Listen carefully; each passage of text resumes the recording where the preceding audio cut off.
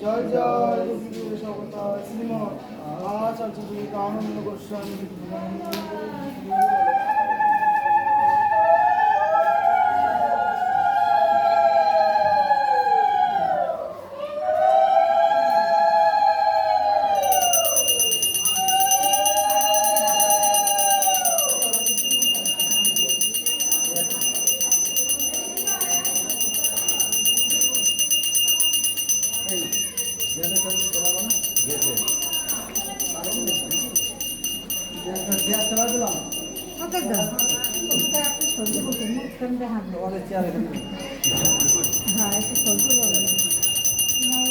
বললে পরে আপনার মুখ কেন্দ্রে হাঁটবে মুখ কেন্দ্রে ভালো লাগে না।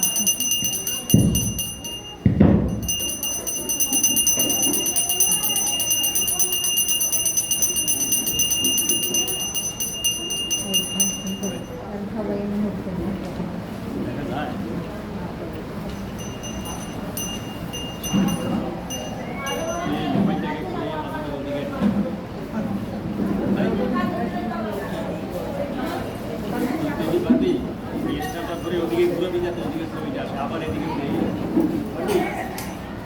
এখনই না পরে এদিকে এদিকে একটু এদিকে একটা বোতলে জল আছে এই ঘরের মধ্যে।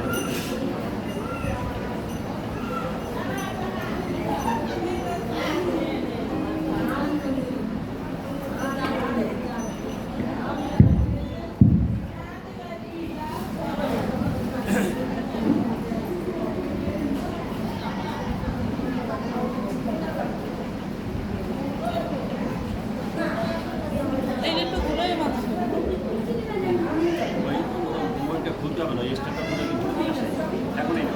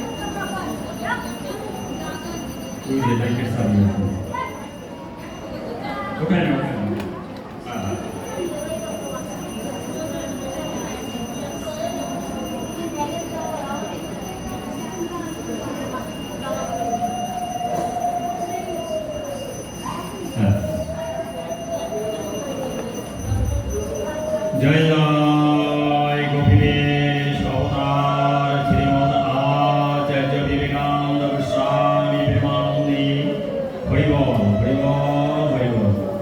জয় জয় গোপীবেশ অবতার শ্রীমদ আচার্য বিবেকানন্দ গোস্বামী প্রেমানন্দী হরি বল হরি বল হরি বল হরি বল।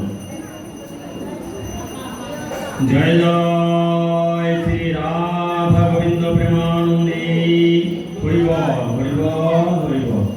জয় জয় শ্রীমদ ভাগবত প্রেমানন্দী হরি বল হরি বল হরি বল হরি বল। শ্রীমদ ভাগবত মহাপুরাণ সাক্ষাৎ ভগবান শ্রীকৃষ্ণ নারায়ণ। হরে কৃষ্ণ হরে কৃষ্ণ হরে কৃষ্ণ। জয় রাধে জয় রাধে জয় রাধে।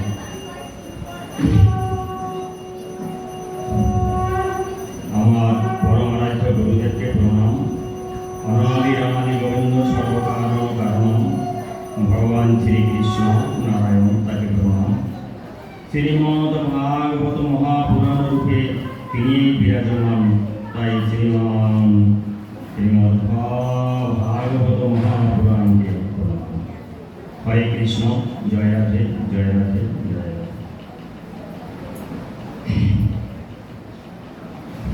আপনারা যারা উপস্থিত হয়েছেন, আমার গুরু ভাই এবং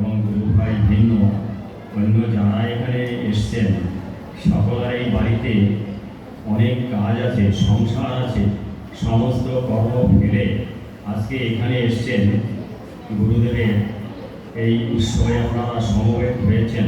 কিন্তু যে কাজ ফেলে এসেছেন সকলার বাড়িতে নিজ নিজ ব্যক্তিগত যে প্রয়োজন, কোনোরকম সেই কাজ ফেলে আসা সম্ভব নয়, তবুও এসেছেন। তা তাদের জন্য ভগবান কৃপা করবে, আমি সেভাবে তার কাছে সেটা প্রার্থনা করব। হরে কৃষ্ণ, জয় রাধে, জয় রাধে, জয় রাধে। সমস্ত ভক্ত বৈষ্ণবগণ যারা এসেছেন সকলের চরণে আমার শতকোটি ভক্তিপূর্ণ প্রণাম। পরমারাধ্য গুরুদেবকে আমার প্রণাম। শ্রীমদ্ ভাগবত মহাপুরাণের অমৃতময় বাণী, যার শুদ্ধ সূচি কণ্ঠে ধ্বনিত হয়ে সমস্ত জগৎকে কলুষমুক্ত করেছে, প্রশস্ত করে দিয়েছে সমস্ত জগৎবাসীদের মুক্তির পথ, সেই সুখদেবকে আমি বন্দনা করি বারবার নতশিরে। যে সকল বৈষ্ণবগণ উপস্থিত হয়েছেন, শুনছেন, সবাই নিজ নিজ গুরুদেবের কৃপা বলে আমাকে আশীর্বাদ করেন, যাতে আপনাদের সম্মুখে যে অধম বসে আছে, এই অধমের বদন থেকে সুখদেবের বাণী তিনি যেন প্রচার করেন। যা প্রচারিত হবে আমিও কান খুলে শ্রবণ করব, আপনারাও কান খুলে মন দিয়ে শ্রবণ করবেন। হরে কৃষ্ণ, জয় রাধে, জয় রাধে। সবাই তো সংসার হয়েছে, কান্না হাসির এই জগতে এসে আমরা যারা সংসারের মধ্যে রয়েছি, এই সংসারের হাজারো কামনা, বাসনা, লোভ, লালসা, এর ভিতর থেকে অক্টোপাসের বেড়াজালের ন্যায় কঠিন আবেষ্টনীর মধ্য থেকে বেরিয়ে এসে যারা আজকে গুরুকুঞ্জে আশ্রয় গ্রহণ করেছেন, ভাগ্যিস এখন আপনারা সেই অমৃতময় বাণী, ভগবানের বাণী শ্রবণ করার জন্য সুযোগ পেয়েছেন।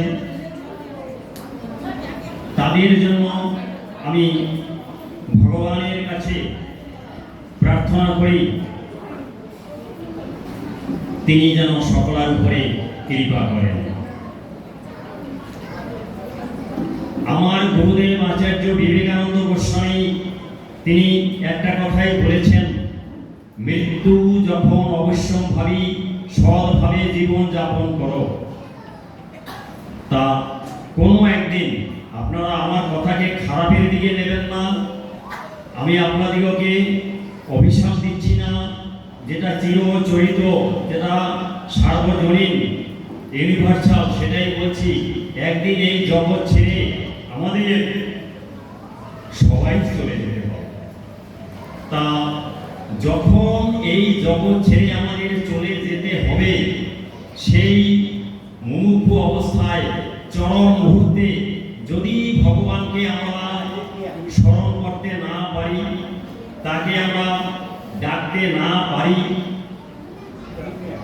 আমি তার কাছে প্রার্থনা করি আজকে যারা উপস্থিত হয়েছেন, আজকের এই পুণ্যবাণী অমৃতময় কথা, শ্রীমদ্ ভাগবতীয় সেই নির্মল যে অমৃত সুধা এই পান করতেছেন, পান করবেন, এর পুণ্য ফলের দ্বারা তিনি যেন সেই শেষের দিনে সকলের প্রতি কৃপা করেন, সকলকে মুক্তি প্রদান করেন। এটাই তার কাছে আমি প্রার্থনা করছি। বলছি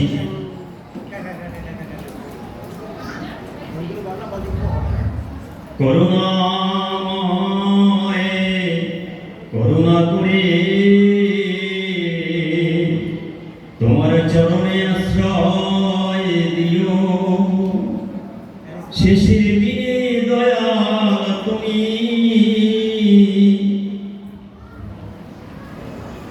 কৃপা করিও। শেষের দিনে যেন তিনি কৃপা করেন। অতএব আজকের এই যে কথা শ্রবণ করবেন অমৃতময় বাণী, এটা আপনারা কান খুলে শ্রবণ করবেন। গুরুদেব যা বলবেন, সুখদেব যা তার কণ্ঠের যে বর্ণনা যেভাবে আমার ভিতর থেকে করাবেন, সেভাবে এই অভ্যাসের মধ্যে থেকে আপনারা একই কথা শুনবেন। হরে কৃষ্ণ, জয় রাধে, জয় রাধে, জয় রাধে।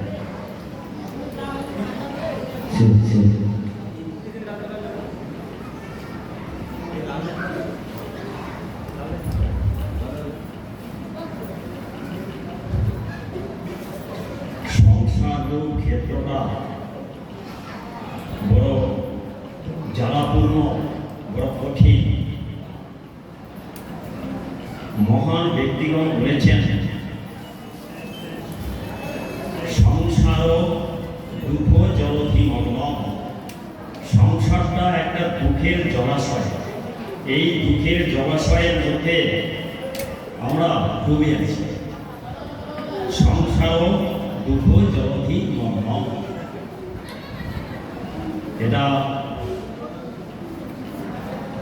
বলার পরে আমাদের একটু খেয়াল রাখতে হবে যে আমরা কি সত্যিকারে দুঃখের সাগরের মধ্যে পড়ে আছি, না আমরা ভালো আছি। একটু চিন্তা করুন, কোনো একটা ব্যক্তি, যেমন আমাদের এই মন্দিরের সম্মুখে একটা জলাশয় রয়েছে, বড় একটা নদী না দেখা যাচ্ছে, বা একটা নদীর মতো একটা ওটা বাও দেখা যাচ্ছে। এর মাঝে যদি কোনো একটা লোককে নিয়ে ছেড়ে দেওয়া হয়, সাঁতার জানে না, তার কি অবস্থা হবে? বড় জলাশয়, বড় পুকুর, এরকম সাগরের মধ্যে যদি একটা লোককে ছেড়ে দেওয়া হয়, তার কি অবস্থা হবে? সে নিশ্চয়ই ডুবে যাবে, মরে যাবে। কি তাই তো নাকি?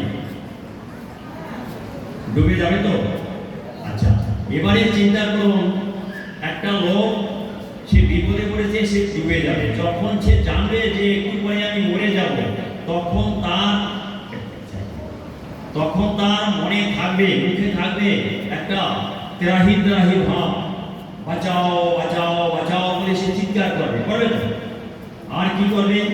শরীরের প্রধান অঙ্গ মাথা, মাথাকে জলের উপরে তুলে রাখার জন্য সে চেষ্টা করবে।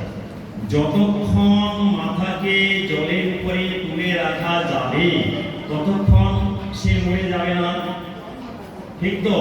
নিশ্চয়ই এটা ঠিক যে মরে যাবে না। তা এই মাথাকে জলের উপরে তুলে রাখার জন্য কি করবে? নিশ্চয়ই হাত পা সরাসরি করবে, যাতে জলের উপরে মাথাকে তুলে রাখতে পারে।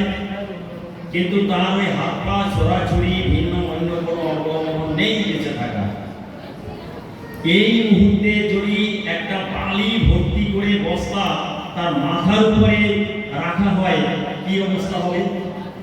নিশ্চয়ই ডুবে যাবে এবং মরে যাবে, তাই তো? তা আমাদের সংসারের যে দুঃখ জলধিমগ্ন কথাটা বলেছি, সেটা অনুরূপ। কিরকম? আমরা যে সংসারের মধ্যে রয়েছি, এই সংসারের মধ্যে রয়েছে তিনটা স্রোত, জলের তিনটা স্রোত আছে। এই স্রোত আমাদেরকে অহরহ প্রতিনিয়ত জ্বালাচ্ছে। আমরা এর মধ্যে যন্ত্রণা ভোগ করছি, ডুবে যাচ্ছি। সেই স্রোত কি? আধ্যাত্মিক, আধি দৈবিক, আধি ভৌতিক। তিনটা জ্বালা, ত্রিতাপ জ্বালা আমরা বলে থাকি, ত্রিতপ জ্বালায় জ্বলে পড়ছি। এই তিনটা স্রোত আমাদেরকে অহরহ জ্বালাচ্ছে। শ্রীমদ্ ভাগবত মহাপুরাণ বলেছেন,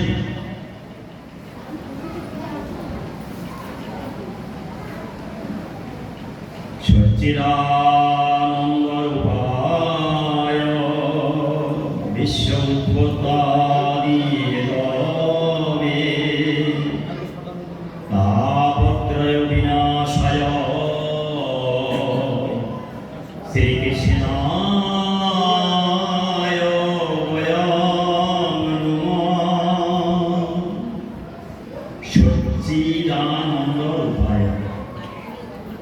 তিনি সচিদ আনন্দ স্বরূপ, তার রূপ এটা সচ্চিদানন্দ রূপায় বিশ্ব উৎপত্তি হেতবে, তিনি সমস্ত বিশ্ব উৎপত্তি করার একমাত্র হেতু। বিশ্ব উৎপত্তি হেতবে তাপত্রয় বিনাশায়, আধ্যাত্মিক আদি দৈবিক আদি ভৌতিক ত্রিতাপ জ্বালা থেকে তিনি রক্ষা করেন। যিনি রক্ষা করেন তার কথা বলা হয়েছে। তাপত্রয় বিনাশায়, তিনি কে? শ্রীকৃষ্ণ। তাকে শ্রীকৃষ্ণায় বয়ং নমঃ।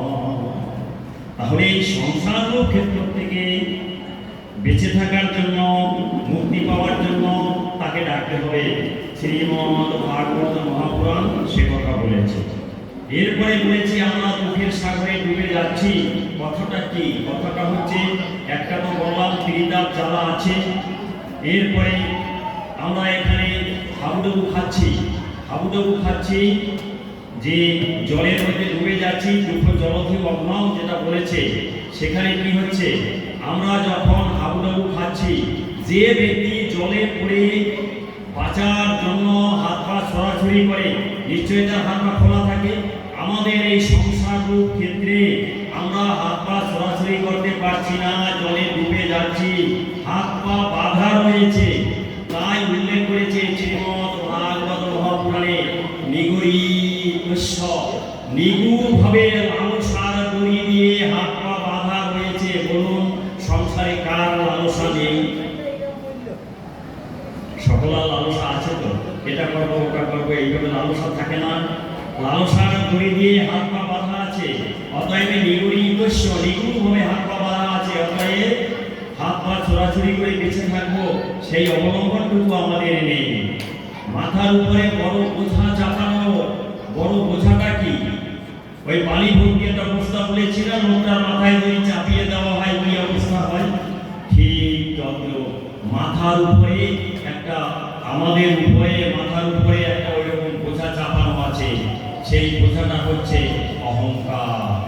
আমি উচ্চ বংশজাত, আমি ব্রাহ্মণ কুলজাত, আমি উচ্চ শিক্ষিত, আমি প্রফেসর, আমি অ্যাডভোকেট, আমি ভালো চাকরি করি, আমি সম্মান পাই, আমি বড় পার্টি করি, আমি বড় নেতা। অফিসে যদি এই অফিসটা উদ্বোধন হবে, আমি যদি না যাই, ফিতা কাটা হবে না, অমুকবাবু আসেনি, ফিতা কে কাটবে? অতএব এই যে অহংকার, এই অহংকারের বোঝাটা আমাদের মাথায় চাপানো রয়েছে। অতএব আমরা ডুবে পড়ে যাবো তো? কে বাঁচাবো? কেউ নেই বাঁচাবো। হরে কৃষ্ণ, জয় রাধে। এরপরেও বলেছে, সেই জলের মধ্যে দুটো মকর আছে, দুটো মকর রয়েছে সেই জলের মধ্যে। সেই মকর দুটো কি? লোভ এবং মোহ, দুটো মকর আছে। এরা চিবিয়ে আমাদের খাচ্ছে।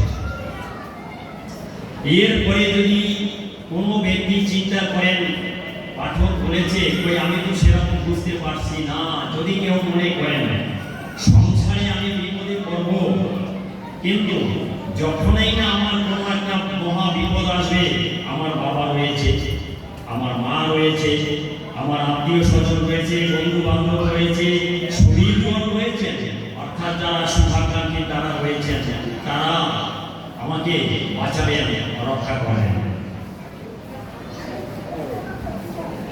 আচ্ছা, এই যে সুদীর্ঘন রয়েছে তারা তো বাঁচাবেন।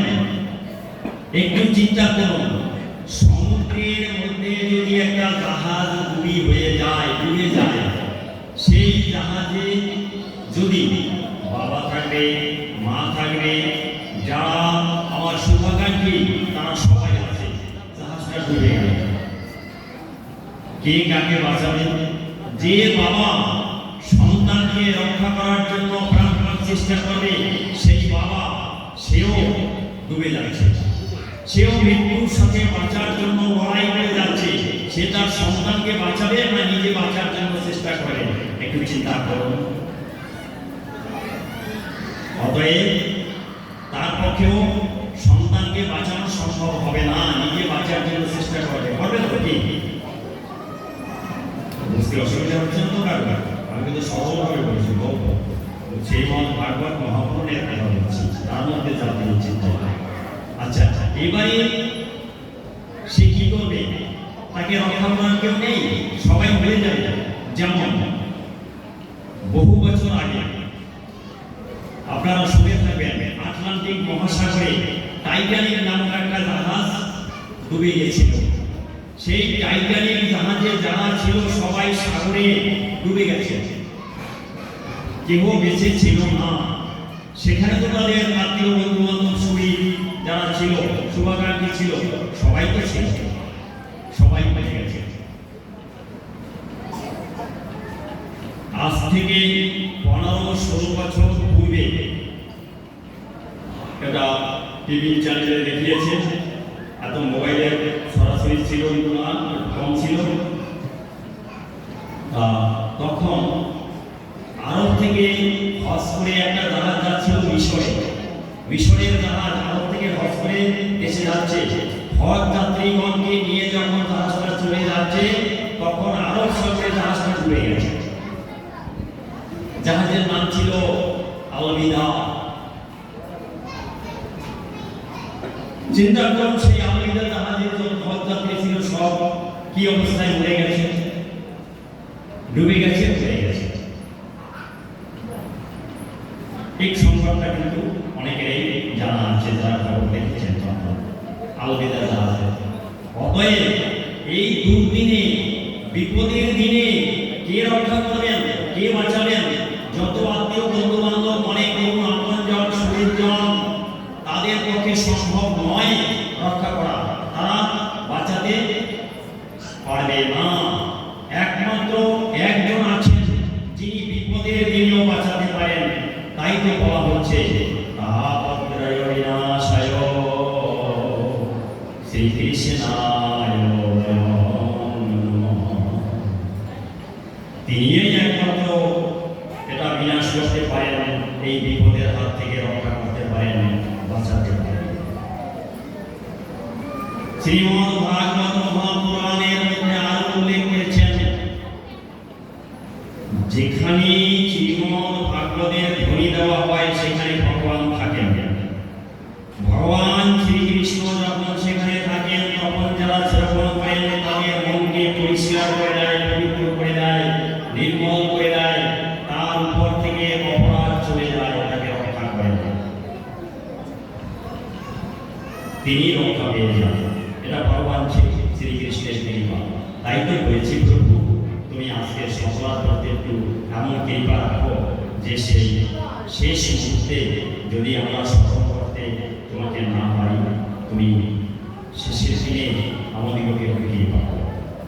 দেখুন কত সুন্দর কথা বলেছে শ্রীমদ ভাগবত মহাপুরাণ। দরিদ্র দুঃখ জড়াবাহিতা মায়া পিশাচী পরিবর্তিতা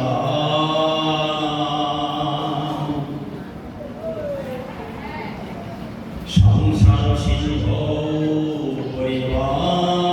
পরিবাদিতা ক্ষেময়া বৈ ভাগবতং প্রবর্ধতি। কত সুন্দর। দরিদ্র দুঃখ জড়া দাহিতা। এই সংসার ক্ষেত্রটা দরিদ্র আছে, জড়া ব্যাধি আছে, এখানে রোগ শোক আছে, ব্যথা বেদনা আছে, যা আমরা ভোগ করে যাচ্ছি। এদের যা কার্য, সেই কার্যবিধির মধ্যে আমরা প্রতিনিয়ত নিষ্পেষিত হচ্ছি। মায়া পিশাচী পরিবর্তিতা। মায়াময়ী জগৎ, এখানে সংসারের মধ্যে আবদ্ধ থেকে আমরা তোমাকেও ডাকতে পারি না। তুমি আমাদিগকে তোমার সেই আবেশির মধ্যে রেখেছ, যার জন্য আমরা সেই ভগবানের কাছে আমরা যেতে পারছি না, ডাকতে পারছি না। তাই বলেছে মায়া পিশাচী পরিবর্তিতা সংসার সিন্ধু পরিবাদিতা। সংসার দুঃখময় সাগরে পড়ে আমরা হাবুডুবু খাচ্ছি। এই দুর্দিনের মধ্যে কে আমাদের রক্ষা করবেন? ক্ষময়া বৈ ভাগবতম প্রবরজতি। ক্ষময়া অর্থাৎ রক্ষা করবেন, ক্ষময়া বৈ ভাগবতম প্রবরজতি। শ্রীমদ্ ভাগবতের সিংহ গর্জন আমাদিগকে রক্ষা করে। অতএব এর রক্ষার একটা মানে তিনি রক্ষা করবেন। অতএব এই কথা শ্রবণ করুন, ভালো কথা, সকলার পক্ষে মঙ্গল হবে, সকলার জন্য মুক্তির রাস্তা খুলে যাবে।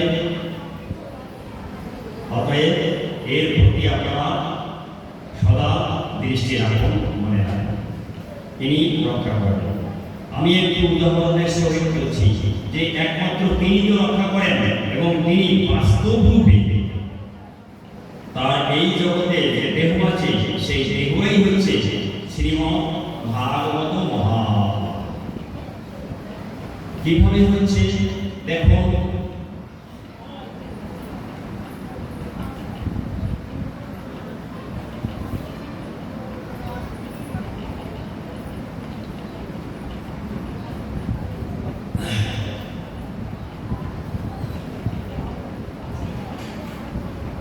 হরে কৃষ্ণ, জয় রাধে, জয় রাধে।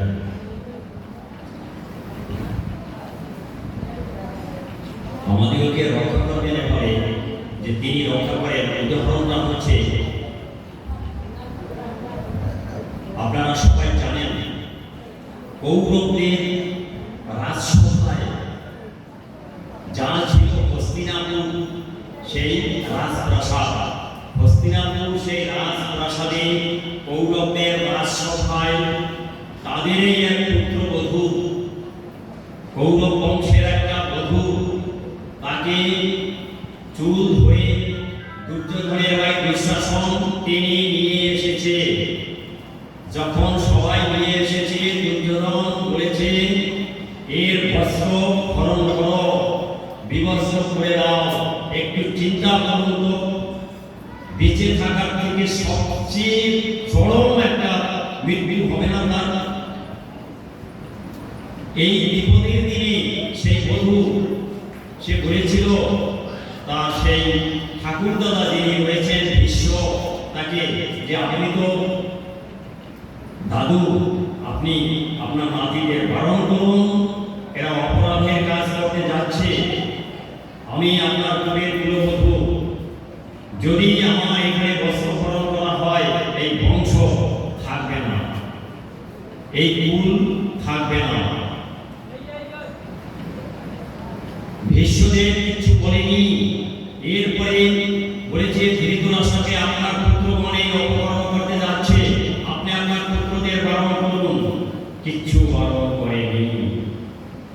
স্বামী পাঁচ ভাই যুধিষ্ঠির, ভীম, অর্জুন, নকুল, সহদেব, তাদের কাছে তারা অনুগত হয়ে গেছে, ভাষায় বেড়ে গেছে, তাদের কোনো ক্ষমতা নাই কিছু করার, মাথা নিচে দিয়ে বসে আছে। এই দুর্দিনে কে তাকে রক্ষা করেছিল? তাহলে একজন আছে, তিনি রক্ষা করেন। যখন তার বস্ত্র ধরে টানছে তখন সে নিজে আঁকড়িয়ে ধরেছে যাতে বস্ত্রটা শরীর থেকে খসে না যায়। যখন দেখেছে বস্ত্রটা শরীরে আর রাখা যাচ্ছে না, খসে যাচ্ছে, তখন ছেড়ে দিয়ে হাত তুলে দিয়েছে। হা কৃষ্ণ করুণা সিন্ধু দীনবন্ধো জগৎপতে গোপীশ গোপিকাকান্ত রাধাকান্ত নমস্তুতে। তিনি এটা করেছিলেন, তিনি রক্ষা পেয়েছিলেন, তিনি রক্ষা পেয়েছিলেন। তাই তো বলা হচ্ছে, শাস্ত্রে কি বলা হচ্ছে? শ্রীমদ্ ভাগবত মহাপুরাণ বলেছে দ্রৌপদী চ পরিত্রাতা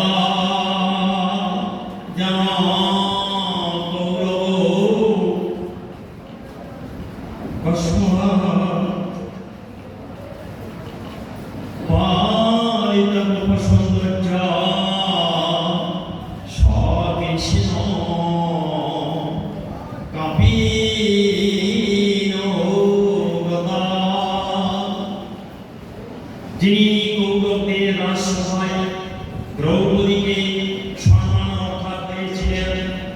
যিনি সমস্ত গোপীগণদের গোপবাসীগণদের মহাবিপদ থেকে বারবার রক্ষা করেছেন, সেই ভগবান শ্রীকৃষ্ণ কোথাও জানেন এই জগতে আছে। এই জগতে কোথায় আছেন? মন্দিরের মধ্যে রয়েছেন, মূর্তির মধ্যে রয়েছেন, আর শ্রীমদ ভাগবত মহাপুরাণ রূপে তিনি আছেন। তাই তো বলা হচ্ছে দ্রৌপদী চ পরিত্রাতা যেন কৌরব কস্মলা পালিতা গোপ সৌন্দর্য, সমস্ত গোপবাসীগণদের পালন করেছেন, রক্ষা করেছেন, বিপদ থেকে তাদের বাঁচিয়েছেন। পালিতা গোপ সৌন্দর্য কৃষ্ণ কাপিন্য, সেই কৃষ্ণ কোথাও জানি এই জগতে আছেন এবং ভাগবত রূপে আছেন, আর মন্দিরে তিনি থাকেন। এটা বলেছেন, এটা মন্দিরে থাকেন। আর একটা উদাহরণ দিচ্ছি, অনেকদিন আগে একটা প্লেন, এরোপ্লেন, হাওয়াই জাহাজ ধ্বংস হয়ে গেছিল, আগুন লেগে পুড়ে গেছিল। সংবাদটা যদি কেউ জেনে থাকেন, জানতে পারেন, বহু পুরানো ঘটনা, অনেক পুরানো লোক বয়সে যদি থাকেন সে জানবেন। তা হচ্ছে প্লেনটা যখন আগুন লেগেছে তখন সেই প্লেনের পাইলট, তার নাম এনি ভিশন চিন্তা করবো এই প্লেনটা এখন ভারত মহাসাগরের উপর থেকে যাচ্ছে, একটু পরে তো প্লেনটা নিশ্চিন্ত হয়ে যাবে, উড়ে যাবে। উনি প্যারাশুট নিয়ে লাফিয়ে পড়েছিলেন, ঝাঁপ দিয়েছিলেন প্লেন থেকে। যখন ঝাঁপ দিতে যাচ্ছেন তখন বলেছিলেন, শুনেছি ভারতে কৃষ্ণ রূপে তুমি আছো, তা তুমি যখন ভারতে কৃষ্ণ রূপে আছো, আমি এখন ভারতের উপর থেকে যাচ্ছি, তার কারণ ভারত মহাসাগর, ভারতের উপর থেকে যাচ্ছি, তোমার প্রতি এইটুকু অনুরোধ, হে কৃষ্ণ, জীবনটা যদি তুমি একটু বাঁচিয়ে দিতে। এই বলে ঝাঁপ দিয়েছে এলিভিশন। যখন এলিভিশন ঝাঁপ দিয়েছে, সাগরের মধ্যে পড়েছে, ভারত মহাসাগরের মধ্যে পড়েছে, তাকে বাঁচানো কেউ নেই। তো দেখেন, সেই যখন কেউ থাকে না তখন তিনি কিভাবে কৃপা করেন। উনি জলে পড়লেন, জ্ঞান হারালেন, সেন্স হারালেন, অজ্ঞান হয়ে গেলেন এলিভিশন। ওনার যখন সেন্স ফিরে আসলো, সঙ্গে ফিরে পেলেন, হুশ মানে জ্ঞান যখন এসেছে, তখন উনি দেখলেন একটা চড়ার উপরে উনি শুয়ে আছেন।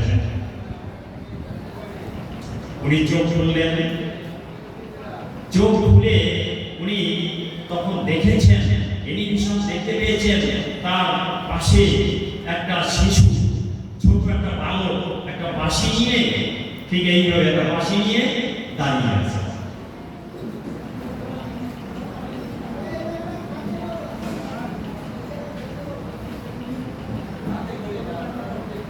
এই যে বাঁশি নিয়ে দাঁড়িয়ে আছে, তখন উনি চিন্তা করেন, বাঁশি নিয়ে দাঁড়িয়ে আছে কে? আমাকে এই তো রক্ষা করেছে, বাঁচিয়েছে। ভাগবতের কথা দেখুন, কত সুন্দর, কত মিষ্টি।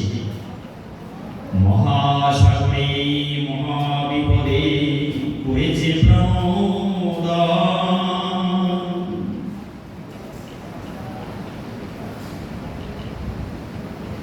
করুণা সিন্ধু দীনবন্ধ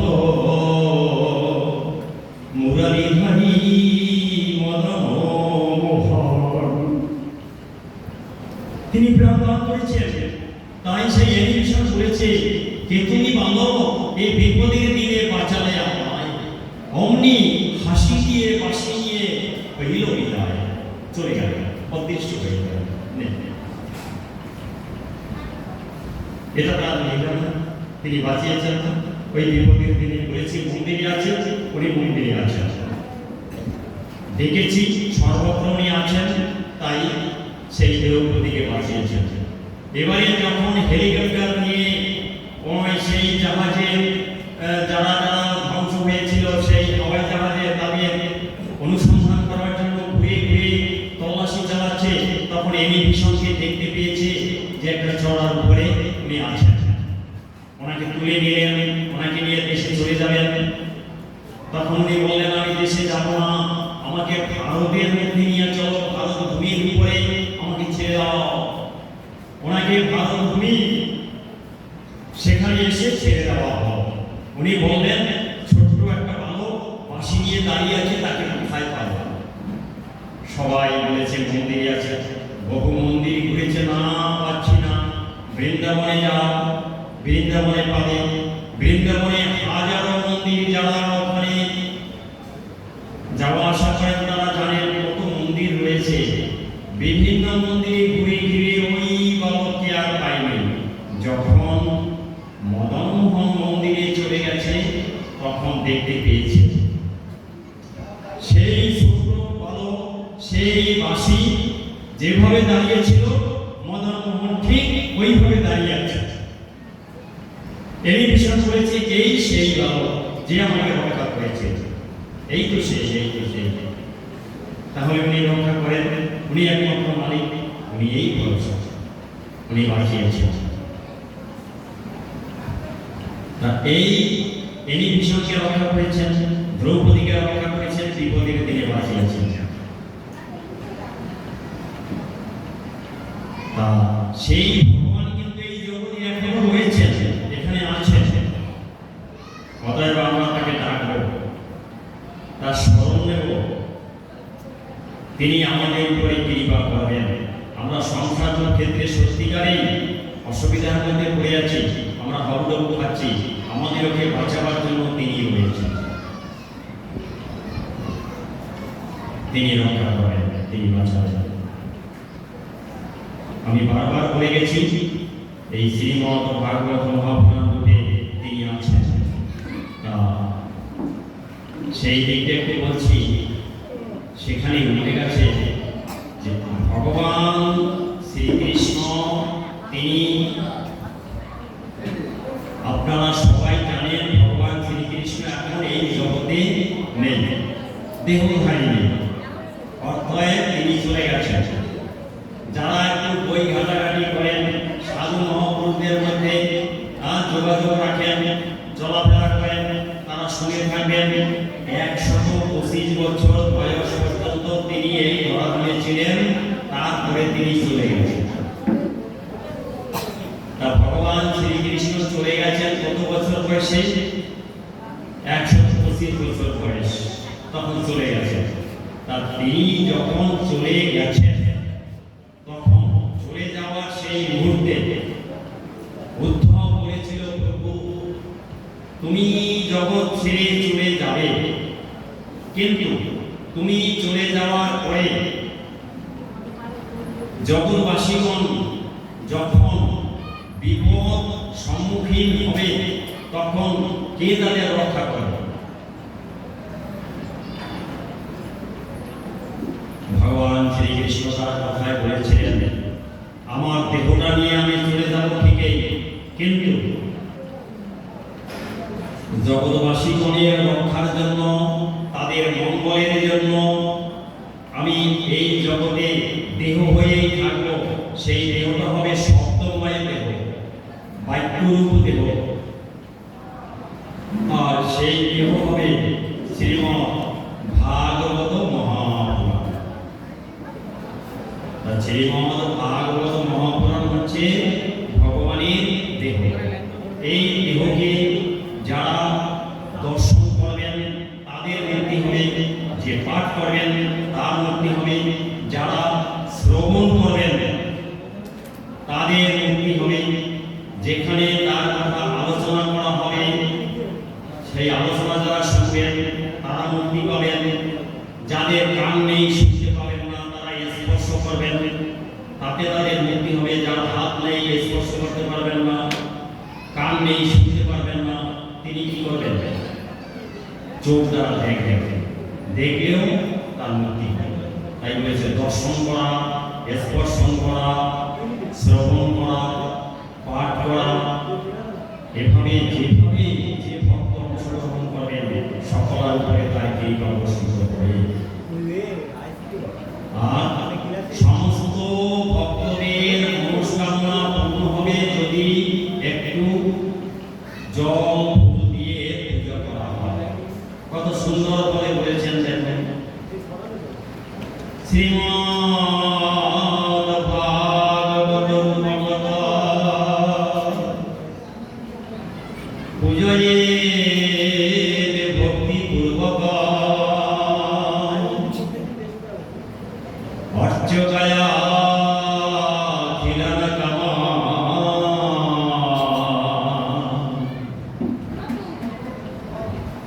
প্রজাপতি না সংশয়। এই ঘুরে ওই ছবিটা ওদিকে বসে ঘুরে আবার এদিকে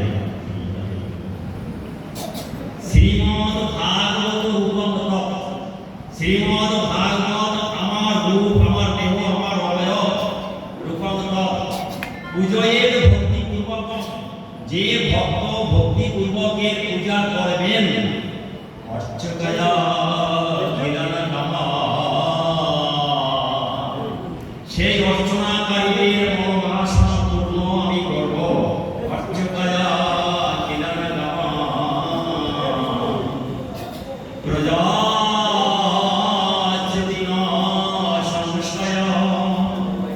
তাতে কোনো সন্দেহ থাকবে না, কেউ কোনো সন্দেহ রাখবে না আমি কি করব। এরপরে সে হচ্ছে সপ্তরূপ দেখবে। এই নিয়ে শ্রীমদ্ ভাগবত মহাপুরাণ হয়ে এই জগতে ভগবান আছেন, এখন আছেন, বিরাজমান আছেন।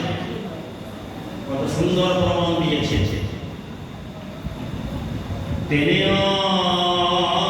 বর্ণময়ী মূর্তি প্রত্যক্ষাবর্ততে হরি সেবনা শ্রবণা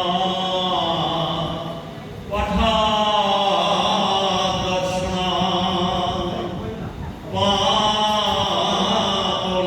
পাপনাশিনী। তিনি বর্ণময়ী মূর্তি, অর্থাৎ তিনি বাক্যরূপে ভগবান শ্রীকৃষ্ণ তিনি কথারূপ দেহ ধারণ করে এই জগতে আছেন, বাক্যরূপে আছেন। সেই কথা, সেই বাক্য তা হচ্ছে শ্রীমদ্ ভাগবত মহাগ্রন্থ। তিনি বাংময়ী মূর্তি প্রত্যক্ষাবর্ততে হয়ে, প্রত্যক্ষ রূপে তিনি এই শ্রীমদ্ ভাগবত হয়ে জগতে বিরাজমান আছেন। তিনি এমন বাংময়ী মূর্তি প্রত্যক্ষাবর্ততে হয়। সেবনা শ্রবণা পাঠা দর্শনা, যারা সেবা করবেন, পূজা করবেন, এর অর্চনা করবেন, সেবনা শ্রবণা যিনি শ্রবণ করবেন, শুনবেন, সেবনা পাঠা যিনি পাঠ করবেন, দর্শনা যারা দর্শন করবেন, সেবনা শ্রবণা পাঠা দর্শনা পাপনাশিনী। সকল পাপ থাকবে না, কলুষমুক্ত হয়ে মুক্ত হয়ে যাবে। একটা কথা চিন্তা করুন, আপনারা যারা এখানে উপস্থিত হয়েছেন, বয়স সবাই বয়স অনেক হয়েছে।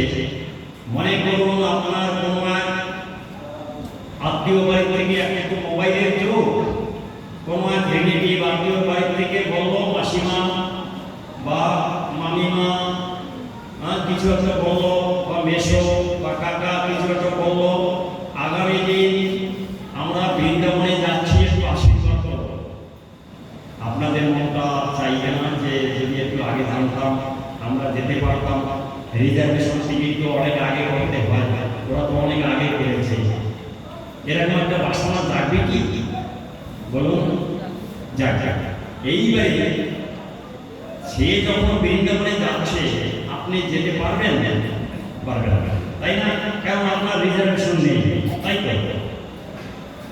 আপনি যেতে পারবেন, একটা সুযোগ আছে। ভারত সরকার একটা নতুন নিয়ম করেছে, তৎকাল টিকিট। 24 ঘন্টা আগে টিকিট করলে 24 ঘন্টার মধ্যে যে ট্রেনটা আছে সেই ট্রেনে যাওয়া যায়। অতএব আগামী দিন যাব 24 ঘন্টা। এখন যদি আমি তৎকাল টিকিট করি আমি ওই ট্রেনে তাদের সাথে যেতে পারবো কি বলো? ঠিক সারা জীবনে কীর্তন শ্রবণ যে ব্যক্তি করেনি, কোন তীর্থ ভ্রমণ যে ব্যক্তি করেনি, যে ব্যক্তি শ্রীমদ ভাগবত কোনদিনও শ্রবণ করেনি, ঈশ্বরে বিশ্বাস করেনি, সেই ব্যক্তির তো দুনিয়া ছেড়ে চলে যাবে, তাই না? চলে যাওয়ার পূর্ব মুহূর্তে হয়তো সেই সময় উপস্থিত হয়েছে, তখন তার যারা পূর্বসূরি রয়েছে, উত্তরসূরি যারা রয়েছে, সেই সন্তানেরও তারা চিন্তা করলো যে এইভাবে তো আমরা এখন ওনাকে কি করবো, সেই বাবা হোক মা হোক তাকে আমরা কি করতে পারি। জ্ঞানী ব্যক্তিগণের কাছে গিয়ে যখন বললো, তারা বললো হয় শ্রীমদ ভাগবত মহাপুরাণ শ্রবণ করো, নয় একটু চন্দ্রায়ণ করো, নয় একটু সেই কি করো কীর্তন দাও বাড়িতে। এইভাবে যদি আমি ভাগবতের কথাটাই বলবো, শ্রীমদ ভাগবত মহাপুরাণ শ্রবণ যদি সে করে, সে বৈকুণ্ঠে যেতে পারবে কি? আমি আপনাদের প্রশ্ন করেছি, যদি আপনারা মনে করেন যেতে পারবে হাত তুলবেন, আর যদি যেতে না পারে হাত তুলবেন না। অল্প সংখ্যক হাত তুলেছেন যেতে পারবে, আর যারা আছেন তারা জানেন যে যেতে পারবেন না, এই তো। কিন্তু শ্রীমদ ভাগবত মহাপুরাণ হচ্ছে তৎকাল টিকিট,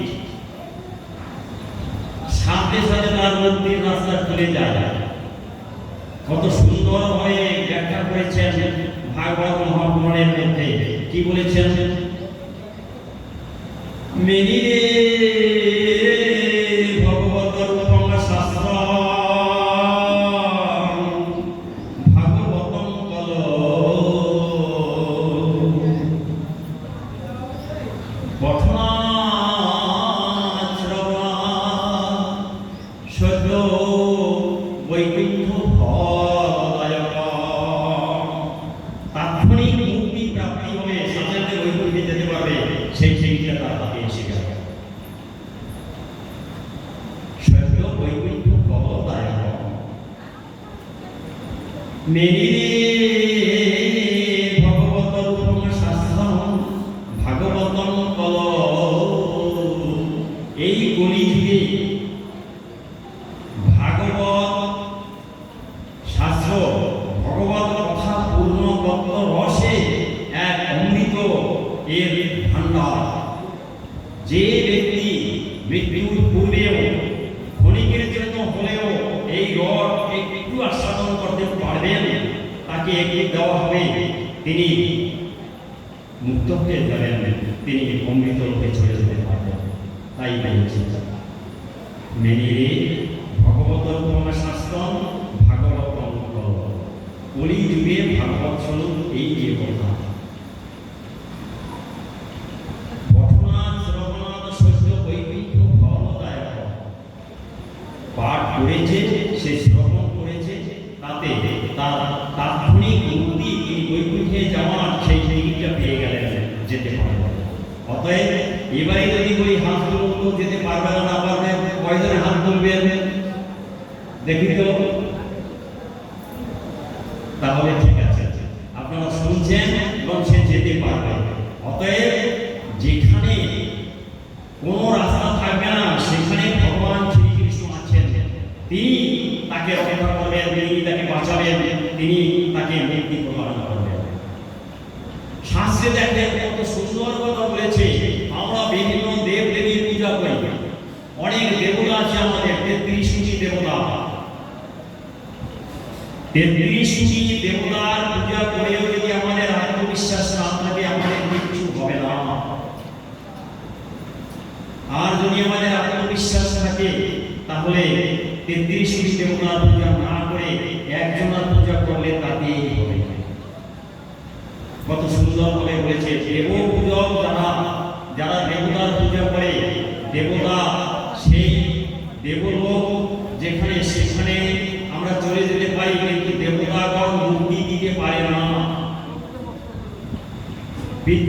তর্পণ করে পিতৃপুরুষ অর্চনা এদের মধ্যে যদি আমরা চলে যাই, সেখান থেকেও আমরা মুক্তি পাবো না, আবার আসতে হবে। আর বুদ্ধকে উপাসনা যারা বুদ্ধ প্রাপ্ত হবে, সেখান থেকেও তাদের পুনরায় প্রত্যাগমন করতে হবে। কিন্তু ভগবান শ্রীকৃষ্ণ একমাত্র তিনি এই মুক্তি দিতে পারেন। অতএব সমস্ত দেবতাদের থেকে ভগবান শ্রীকৃষ্ণ অনেক পার্থক্য। শাস্ত্রে খুব সুন্দরভাবে বলেছেন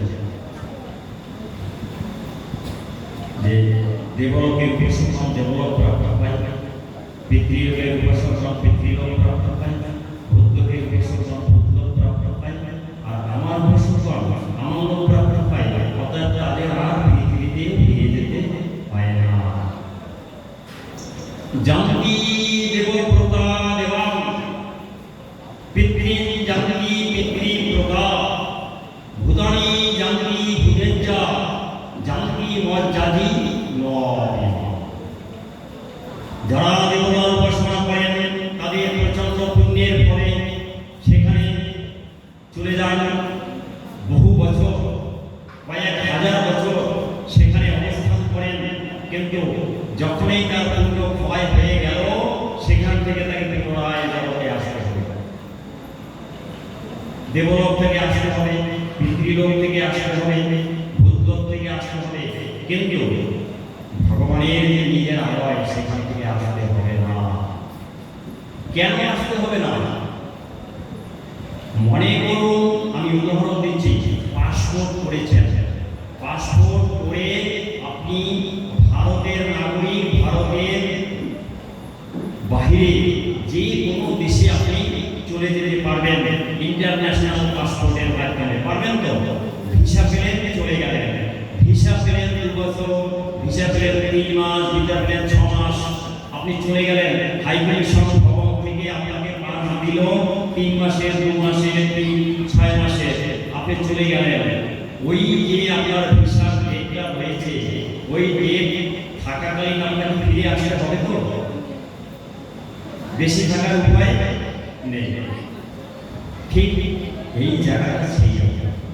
যদি আপনি নিজের বাড়িতে যান, সেখান থেকে আপনাকে কেউ তাড়াবে? নিজের বাড়িতে আপনি বছরের পর বছর থাকবেন, সেখান থেকে আপনাকে বলবে যে ভিসা নিয়ে চলে যাও? বলবে না তো? আমাদের দেহের মধ্যে রয়েছে আত্মা। এই আত্মা এর নিজের বাড়ি, যেখানে পরমাত্মা পরমধাম, সেটা আমাদের নিজেদের বাড়ি। সেই বাড়ি যদি আমরা যাই, সেখান থেকে আমরা কি ফিরে আসবো? কেউ তাড়াবে? কারণ ওখানে আমাদের নিজেদের বাড়ি, ওখানে আমরা স্থায়ী বাড়ি থাকবো। শাস্ত্রে খুব সুন্দরভাবে বলেছে, দেখুন আমি বলছি,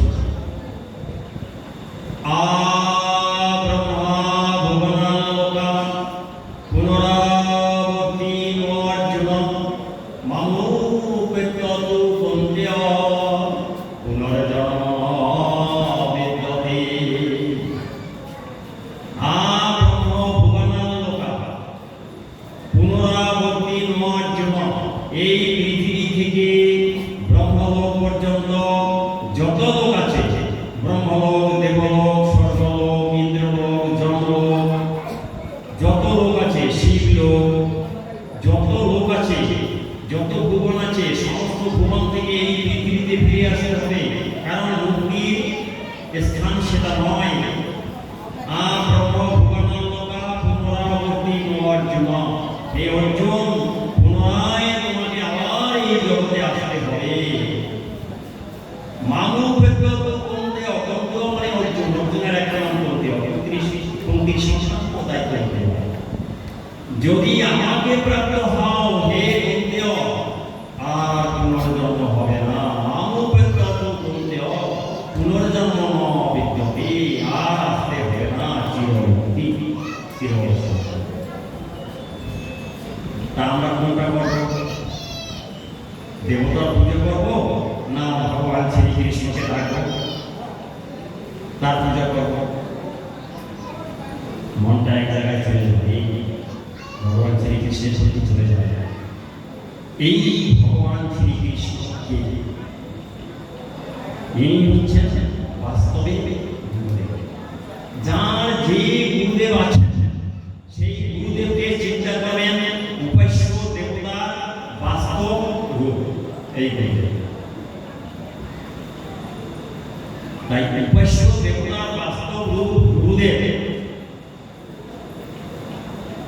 এই মনে করে আমরা উপাস্য দেবতা ভগবান শ্রীকৃষ্ণ সময় তাকে আমরা ডেকে আমরা বলতে পারবো না তুমি সেবা করো, তার পায়ে হাত দিয়ে আমরা প্রণাম করতে পারবো না, কারণ তাকে আমরা কাছে পাচ্ছি না। গুরুদেবকে তো পাচ্ছি, গুরুদেবকে আমরা পূজা করব, গুরুদেবকে আমরা সেবা করব, তাতে উপাস্য দেবতা পূজা পাবে এবং গুরুদেবের ভিতর থেকে আমাদেরকে তিনি কৃপা করেন। এই জন্য শাস্ত্রে বলেছেন, কি বলেছেন?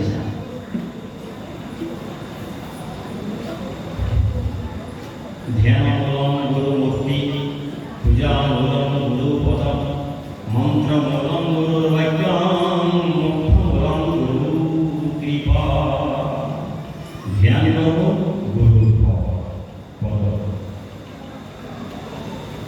গুরুর মূর্তিকে ধ্যান করবো, তার পায়ের পূজা করবো, তার পদ পূজা করবো, তাকে সেবা করবো, তার কথাকে মন্ত্র হিসাবে আমরা মেনে নেব, তিনি আমাদেরকে মুক্তি প্রদান করবেন, তার কাছ থেকে আমরা সেই মুক্তিটা পাব। অতএব গুরুদেব হচ্ছে সেই উপাস্য দেবতার বাস্তব রূপ প্রতিনিধি।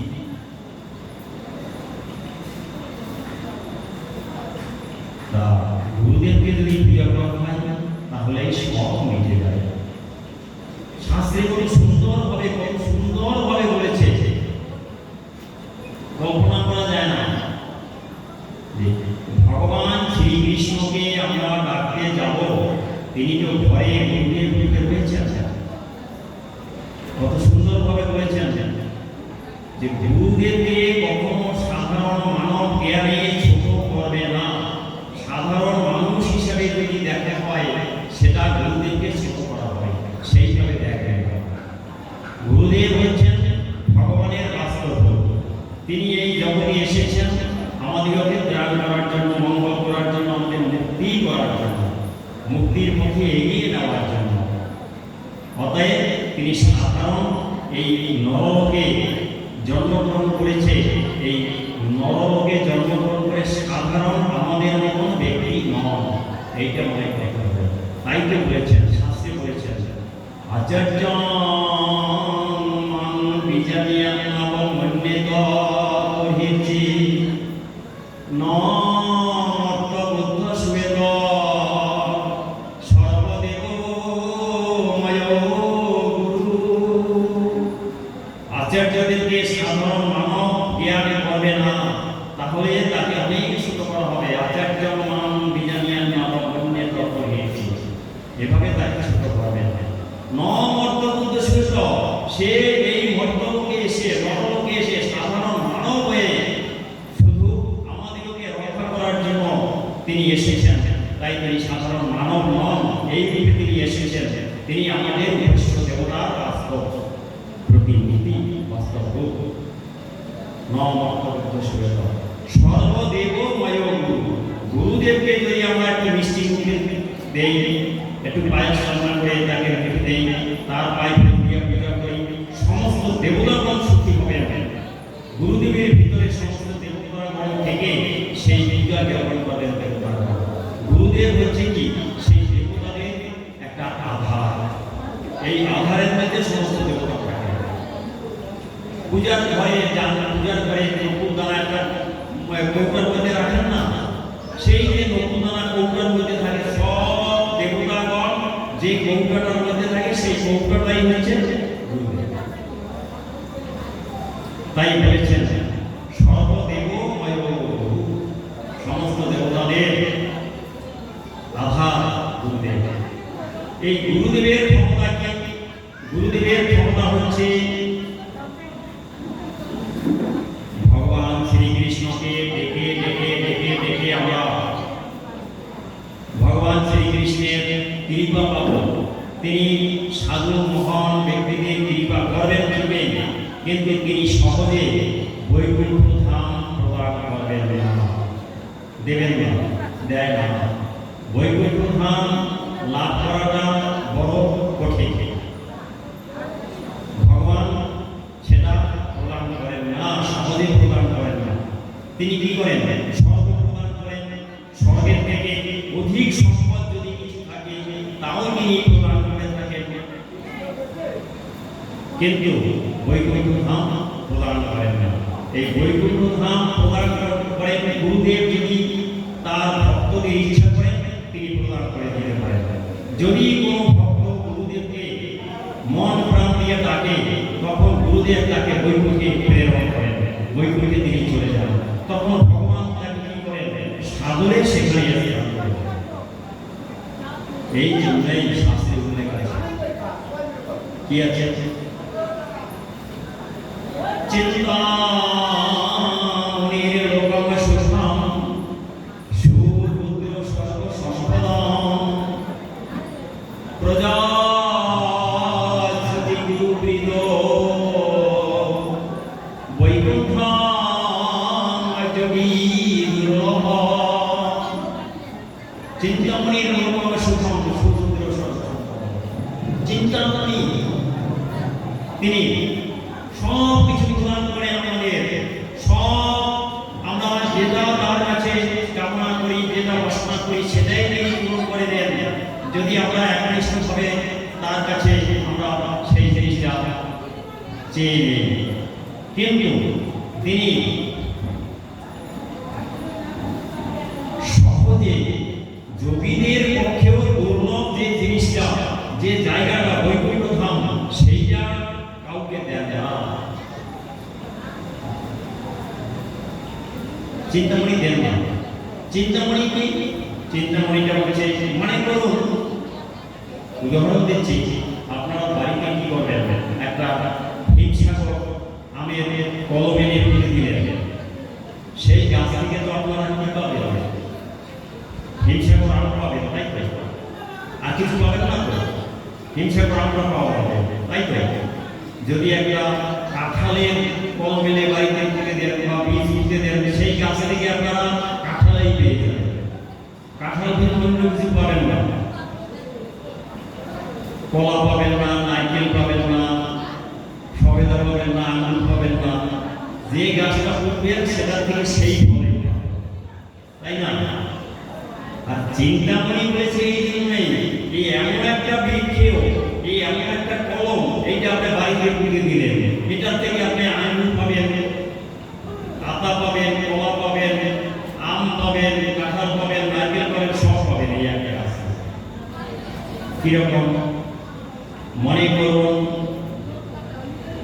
ছেলে মেয়েরা বড় হয়েছে, ছেলের চাকরি করছে না, ইন্টারভিউ দিচ্ছে, পাচ্ছে না, যখনই না ইন্টারভিউ দিতে গেল মা গিয়ে ঠাকুর করতে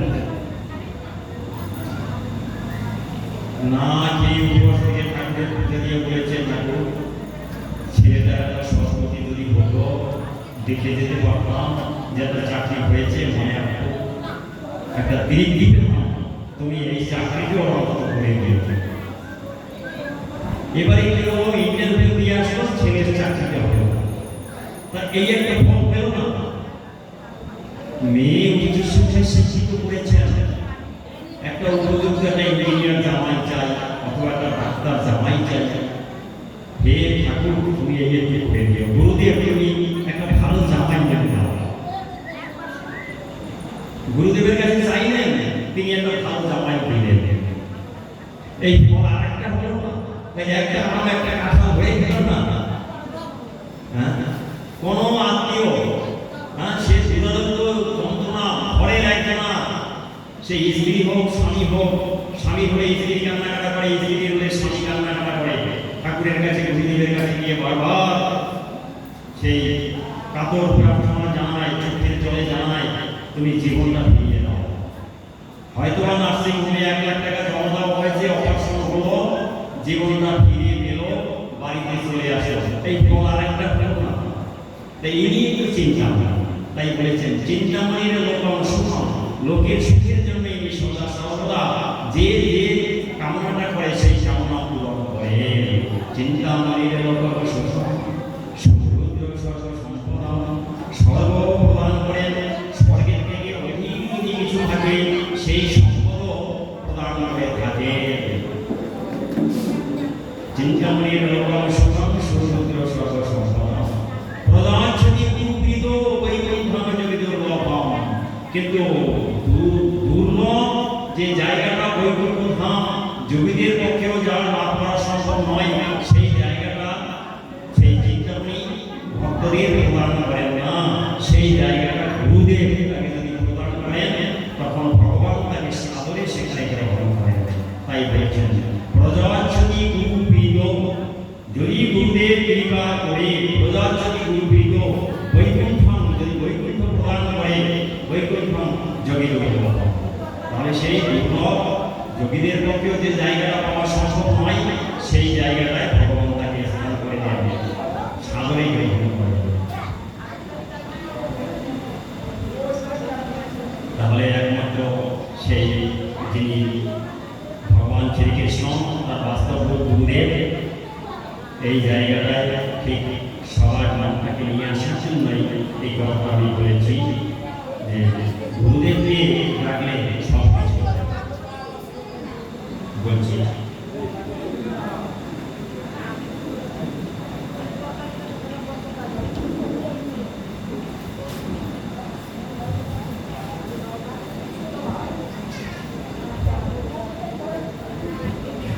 আমরা কথায় কথায় বলি যে গুরুদেব, যে আমরা স্থিতি করি, স্থিতির মধ্যে আছে যে গুরুদেব তিনি গুরু ব্রহ্মা, গুরু বিষ্ণু, গুরুদেব মহেশ্বর। গুরুদেব ব্রহ্মা, গুরুদেব বিষ্ণু, গুরুদেব দেবাদিদেব মহেশ্বর, গুরু দেব মহেশ্বর।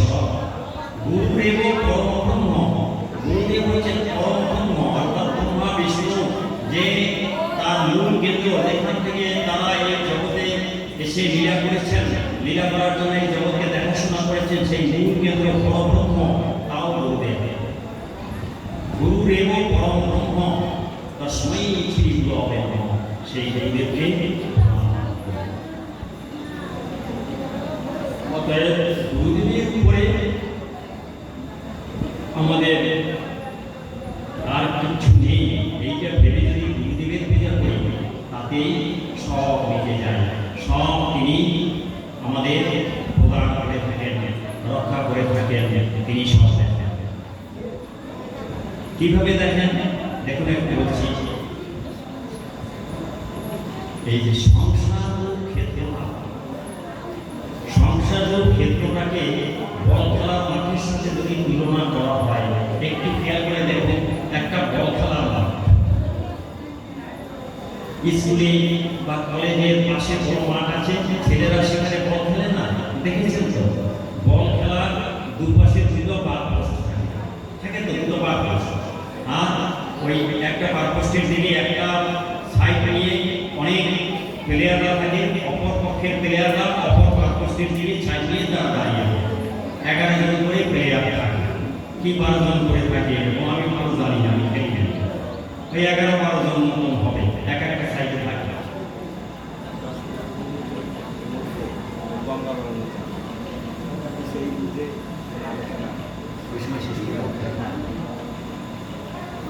আচ্ছা আচ্ছা, ঠিক আছে, একটু বলে দে যে একটু পরে কিছু। শুনুন, আপনারা সবাই গঙ্গাপুরে অংশগ্রহণ করবেন, আমি তার আগে ছেড়ে দেবো আপনাদের, এইটাই বলেছে। অতএব 10-15 মিনিট আমাকে টাইম দেওয়া হচ্ছে, এরপরে আপনারা গঙ্গাপুরে যাবেন, সেইভাবে করবেন। এই কথাটা যেটা বলছি এইটাই বলছি, এইটাই নিশ্চিতটা ফাইনাল দেখি কি করেছে। সেই দুপক্ষে প্লেয়াররা আছে, কিন্তু এপাশে 11 এপাশে 11 22 জন প্লেয়ার আছে, বা এপাশে 12 জন এপাশে 12 জন, তাহলে তো 24 জন হবে। আমি জানি না কতজন থাকে, এরকম 25-24 জন প্লেয়ার থাকে, কিন্তু বল মাঠে কয়টা? বল একটা বল মাঠের মাঝে ছেড়ে দেওয়া হয়, সেই বলটাকে লাঠি দেওয়া হয়, কি আঘাত করে ছড়িয়ে দেওয়া হয়, যে করে যখনই না বলটা ছুটতে শুরু করে, তখন যে জায়গাটায় বলটা গিয়ে দাঁড়াবে, হ্যাঁ, অবস্থা সেখানে যে প্লেয়ার থাকে সে উল্টো দিকে আবার একটা লাথি মারে তো। তাই বলটা কি করে সেই মাঠের মধ্যে, খেলার মাঠের মধ্যে অস্থিরভাবে ছুটে বেড়ায়, এই প্রান্ত থেকে ও প্রান্ত, যেখানে যায় সেখানে হয় লাথি, নয় মাথা লাগা খেয়ে বলটা অস্থিরভাবে ছুটতে থাকে। বলটা কি কখনো স্থির হয়? বলুন, হয় কি দাঁড়িয়ে থাকে? এরকম কি কখনো হয়? হয় না। যেখানে যাবে সেখানেই লাথি হবে, নয় মাথা আঘাত খাবে, আবার ছুটতে থাকে। কিন্তু এই বলটা কোনো একটা সময় শান্ত হয়। একটু খেয়াল করুন আমার কথা দিকে। যখন বলটা লাথি খেতে খেতে, আঘাত খেতে খেতে মাঠের এই প্রান্ত থেকে ও প্রান্ত ঘুরতে ঘুরতে বার পোস্টের কাছে যাবে, দুপাশে দুটো বার পোস্ট আছে, ওখানে কিন্তু গোলকিপার দাঁড়িয়ে আছে। তারা সর্বদা খেয়াল রাখে বলটা কোথায় যায়, কোথায় যায়, সব সময় তারা খেয়াল রাখে বার পোস্টের গোলকিপার। যখনই না বার পোস্টের দিকে বলটা চলে গেল, গোলকিপার বলটাকে বুকের সাথে জড়িয়ে ধরে বসে থাকলো। কোন প্লেয়ার তাকে লাথি বা মাথা আঘাত কিছুই করবে না, বলটা তার বুকের মধ্যে স্থির হয়ে থাকে। উদাহরণটা দিচ্ছি এই জন্যই, সংসার ক্ষেত্রে আমাদের মন বিভিন্ন বিষয়ে লালায়িত, তাই অস্থিরভাবে চলাচল। এই মনকে শান্ত করতে হলে এই সংসার ক্ষেত্রে যে আমাদের বিভিন্ন রকমের আঘাত, সেই আঘাত হচ্ছে সর্ববিমুখ দংশন, কাম, ক্রোধ, লোভ, মোহ, মাশ্চর্য এ রয়েছে। এরা মনকে লালায়িত করছে বিভিন্ন দিকে। এরপরে কর্মেন্দ্রিয় রয়েছে, জ্ঞানেন্দ্রিয় রয়েছে, দর্শনা ইন্দ্রিয় রয়েছে। এরা মনকে চালনা করছে বিভিন্ন দিকে। অস্থিরভাবে মন এইভাবে সংসার ক্ষেত্রে চিন্তাচুরি করছে, কখনো শান্ত নয়, কখনো শান্ত হয় না। কিন্তু একটা জায়গায় শান্ত হয়, সেই জায়গাটা কোথায়? একম নিত্যম নির্মজ্জনম সবাই সাক্ষী ভূতম ভবাতি তম নির্মলহিতম সদ্গুরুম নমামি। এক নিত্য আগে ছিল, এখন আছে, পরেও থাকবে, সনাতন সত্তা একম নিত্যম সবাই সাক্ষী ভূতম। তিনি সব কিছু দেখে থাকেন। এই যে গোলকিপার হয়ে তাকিয়ে থাকেন, বলটা কখন তার কাছে আসবে। গুরুদেব উনি হচ্ছেন সেই গোলকিপার। আর এই আশ্রমে আপনারা এসেছেন, এই আশ্রমটা হচ্ছে সেই বারপোস্ট। অতএব বারপোস্টের কাছে গুরুদেবের বুকের মধ্যে চলে এসেছেন। তিনি যখন জড়িয়ে ধরবেন, তখন কি এর বিষয়ে আশায় আপনাদেরকে লালায়িত করতে পারবে? তখন মনটা স্থির হয়ে যাবে তার দিকে। তাই বলছেন যে উনি সদা সর্বদা দেখে থাকেন। এখন নিত্যম নির্মলচরণ সর্বাদি শাস্তি ভবাতীতম তিনি গুণরহিতম সদ্গুরুম তাং নমামি। তিনি এই সত্যিকারের গুরুদেব, সদ্গুরু, তিনি মনটাকে স্থির করে দেন। অতএব গুরুর প্রতি মনটা নিবিষ্ট করে রাখুন, একনিষ্ঠ করে তাকে রাখুন। তিনি রক্ষা করবেন, রক্ষা করবেন, রক্ষা করবেন। পেরেছি 10 মিনিটের মধ্যে বলেছে, খুব সংক্ষিপ্তভাবে এসেছে। তার মানে গুরুদেবকে আপনারা ডাকবেন। গুরুদেবকে ডাকলে তার বিপদ থেকে বঞ্চিত হবেন না। একটু বলি, ছেড়ে তো যাবই, এখন সময় তো হয়েই গেছে। আর একটা ভালো কথা শুনুন। আজকে একজন বিশিষ্ট ব্যক্তি তিনি পাঠ করবেন। আমাদের পোস্টারে এই আছে, ওই ফ্যামিলি আছে, ওখানে লেখা ছিল একজন আত্মা। তিনি যে কোনো কারণে আসতে পারেননি, কোনো কারণে বসত। এখন এই সময়টা হয়ে যায়, তখন তাই আপনাদের সামনে এই যে অধমটা বসা আছে, অধমটাকে বলেছে আপনি একটু এই সময়টা সদ্ব্যবহার করবেন। তা আমি একটু সদ্ব্যবহার করেছি। এটা আমি মনে করি যে এটা গুরুদেবের, কারণ আমি তো আশা করিনি যে এই সুযোগটা এই অধম পাবে। এবং আপনারা যারা এসেছেন তারা ভালো কথা শুনবেন, কিন্তু আপনারা তার কথা শুনতে পেলেন না, কিন্তু এই চিঠির কথা এই অথমের মুখে শুনেছেন, এইটুকু বাড়িতে স্মরণ করবেন, গুরুদেবকে ডাকবেন, গুরুদেব সকলের উপরে কৃপা করবেন, কেবই বঞ্চিত হবেন না। তিনি সদা সর্বদা সেই করুণার ঢালি নিয়ে বসে আছেন। মন্দিরে যদি পুজো হয় আর সেখানে যদি প্রসাদের ওই বড় ঝুড়ি ব্যক্তি ওইভাবে নিয়ে সবাইকে প্রসাদ দিতে থাকে, আপনি রাস্তা দিয়ে চলে যাবেন, আপনি কি প্রসাদ পাবেন? আপনার মন্দিরে যেতে হবে, গিয়ে একটা হাত দেখাতে হবে, তার সামনে হাতে প্রসাদ দেবেন, তাই তো পাবেন, তাই না? তাই এখানেও সেইভাবে প্রসাদটা পাচ্ছেন, গুরুদেবকে ডাকবেন, তিনি কৃপা করবেন, এই করবেন, আর কৃপা থেকে বঞ্চিত হবেন না। এই কথাটাই বলছি। একটু কোনো একটা সময় কোনো এক সেই সন্ত শিরোমণি সাধু তিনি তীর্থ করে তার আস্তানায় যাচ্ছে, মানে আশ্রমে যাচ্ছে, তখন তার পক্ষে প্রচন্ড জল পিপাসা পেয়েছে। জল পিপাসা পাওয়ায় সে কি করেছে যে আর একটা বাড়িতে গিয়ে জল চেয়ে নেই। একটা বাড়ি দেখবে যে সুন্দর পরিপাটি বাড়িটা আছে, সেই বাড়িতে গিয়ে বলল, মা আমার তেষ্টা পেয়েছে, আমাকে একটু জল দাও। সেই বাড়ির যে মা ছিলেন তিনি জল দিয়েছেন, একটা কাঁচের গ্লাসে, স্বচ্ছ গ্লাস, ফ্রিজ থেকে বের করে একবারে সুন্দর পরিপাটি একটা পরিষ্কার জলের গ্লাসটা দিয়েছে। ওই মহান ব্যক্তি গ্লাসটা ধরেছে, ধরে মুখের কাছে নিয়ে গ্লাসটা আবার রেখে দিয়েছে, বলছে মা চলে যাচ্ছে। তখন সেই মা বলেছে, সাধু বাবা তুমি না জল চেয়েছিলে? আমি খুব সংক্ষেপে বলবো, তাই নাই, তুমি না জল চেয়েছিলে? বলছে হ্যাঁ মা চেয়েছিলাম, কিন্তু আমি জলটা পান করবো না। আমার মনে হয় তোমরা কোন গুরু গিরিয়ে যাবে, গুরু করবি। জলের গ্লাসটা ধরে মুখের কাছে নিয়ে রেখে দিয়েছে, বুঝতে পেরেছে এরা গুরুর কাছে দীক্ষা দেয়নি। মা বল, সাধু বাবা কি করে বুঝলে যে আমরা গুরুগৃহে যাই না? যে গুরুগৃহে গেলে তোমাদের এই জ্ঞানটা হলো যে কাউকে কিছু দিতে হলে এই যে জলের গ্লাসটা দিয়েছ, অন্তত একটা কলসিকতা জলের মধ্যে দিতে পারবে, তা তো দিলে না।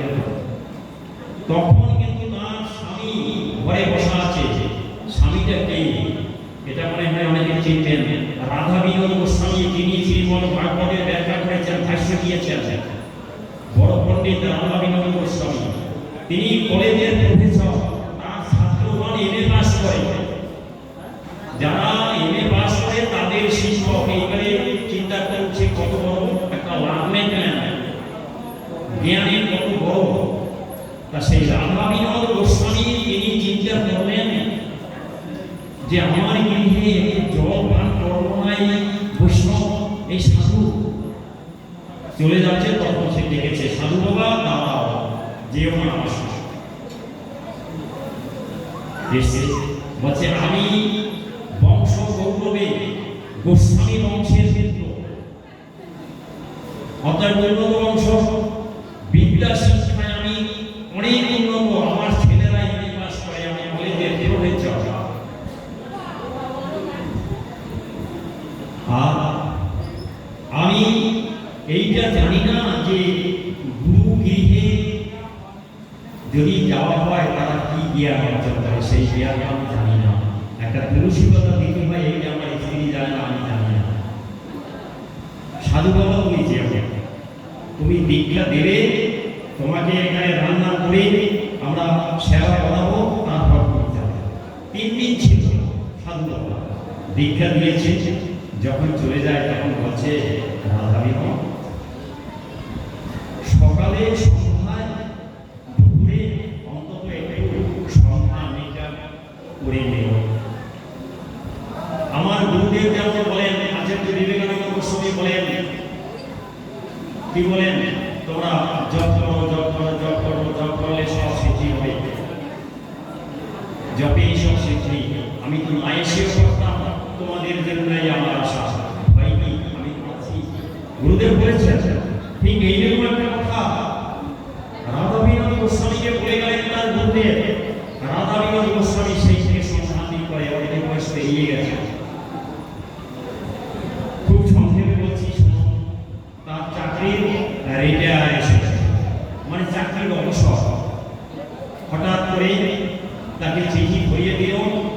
আপনি কাল থেকে আর আসবেন না, কালকে আসবেন, আগামী দিন আপনাকে ফেয়ারওয়েল দেওয়া হবে, মানে বিদায় সম্ভাষণ করা হবে।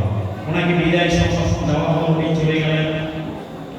কিছুদিনের পরে ইউনিভার্সিটি থেকে বাড়িতে একটা চিঠি গেল যে এই বছরে যত শিক্ষক অবসর নিয়েছে তাদের ইউনিভার্সিটিতে একটা সংবর্ধনা দেওয়া হবে, ফেয়ারওয়েল দেওয়া হবে, মানে বিদায় সম্ভাষণ জানানো হবে। তা 10টার মধ্যে ইউনিভার্সিটিতে সবাই চলে আসে। রাধা বিনোদ গোস্বামী চিঠিটা পেলেন, পেয়ে রাধা বিনোদ গোস্বামী তার স্ত্রীকে বললেন, আগামী দিন 10টায় আমি যদি সেই ইউনিভার্সিটিতে যাই, আমাকে সকালবেলা উঠে সন্ধান নিয়ে করার সময় থাকবে না, আমি পাবো না, তা কি করবো? ওনার স্ত্রী বললেন, আগামী দিন তুমি সন্ধান করবে না, আর্নিং করবে না, সকালবেলা উঠে ইউনিভার্সিটিতে চলে যাবে, আমি সিদ্ধভাত করে দেবো, তুমি সেবা করে চলে যাবে। উনি তো রিয়া নিল, উনি বলেছেন গুরুদেবের বাণী, মন্ত্রমূলং গুরু বাক্য মুখ্যমূলং গুরু কৃপা। এটা তো মন্ত্র স্বরূপ গুরুদেবের বাণী, তার বাণীতেই তো মুক্তি হবে না, আমি সন্ধানই করবো। রিয়া নিল, উনি বললেন কি, আমি 1 ঘন্টা আগে উঠে বাথরুমে গিয়ে ফ্রেশ হয়ে এসে সন্ধানটি করে তারপরে আমি ওই ট্রেন ধরে ইউনিভার্সিটিতে চলে যাব। উনি কি করলেন, 1 ঘন্টা আগে উঠলেন, ভোর রাতে উঠলেন, উঠে বাথরুমে গিয়ে ফ্রেশ হয়ে এসে সন্ধানটি করলেন। সন্ধানটি করে উনি আর ঘর থেকে বেরোচ্ছেন, উনি আমিকে মগ্ন হয়ে গেছেন। ওনার স্ত্রী চিন্তা করলেন, দুপুর 12টা বেজে গেছে, বলছে উনি কি আমাকে না বলে চলে গেলেন? ওনার স্ত্রী এইভাবে চতুর্দিকে অন্বেষণ করছেন, ঝিমঝিমঝিমকে উঠতে যখন ঠাকুর ঘরে চলে গেছেন, তখন দেখে এভাবে বসা আছে, রাধা বিনোদ গোস্বামী এভাবে বসা আছে। তিনি কি করছেন? তিনি যে ধ্যান আছেন, আজকে ধ্যানের মধ্যে উনি করতে পারছেন, গুরুদেবের যে বিগ্রহ রয়েছে, সেই বিগ্রহের ভিতর থেকে যুগল মধ্যে রাধা গোবিন্দ বেরিয়ে এসেছে, তাকে মালা পরাতে হচ্ছে। হরে কৃষ্ণ হরে কৃষ্ণ হরে কৃষ্ণ কৃষ্ণ কৃষ্ণ হরে হরে, হরে রাম হরে রাম হরে রাম, জয় রাধা। যখন উনি মালাটা গলায় পরাতে যাচ্ছেন, সেই মুহূর্তে ওনার স্ত্রী ওনাকে একটা ধাক্কা দিলেন পিছন থেকে, তখন ওনার জ্ঞান ফিরে এসেছে। উনি তখন পিছনে ফিরে দেখলেন ওনার স্ত্রী পিছন রেখে গেছে, তোমার চাকরি গেল, তোমার পেনশন গেল, তুমি আজকে যে ওখানে যেতে, কত রকমের তুমি যৌতুক পেতে, তাও গেল, আমরা সারা জীবন কি করে খাবো, কি করে আমাদের সংসার চলবে, তুমি কি তা ভাবো? তুমি এইখানে এখন বসে আছো। রাধা বিনোদ গোস্বামী বললেন, তুমি আজকে আমার যে ক্ষতি করে দিলে, এই ক্ষতির পূরণ আমার আর সারা জীবনে হবে না।